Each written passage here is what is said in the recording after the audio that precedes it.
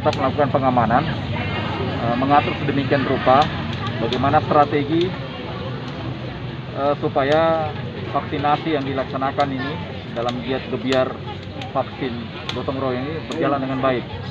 Seperti yang kemarin terjadi di Hyatt Hotel, itu bukan kerumunan, tetapi sekelompok orang yang berebut antrian. Namun sudah kita antisipasi, kita sudah tertibkan, sehingga nanti kemudian kita tidak akan menggunakan lagi pakai nomor antrian, tetapi one gate.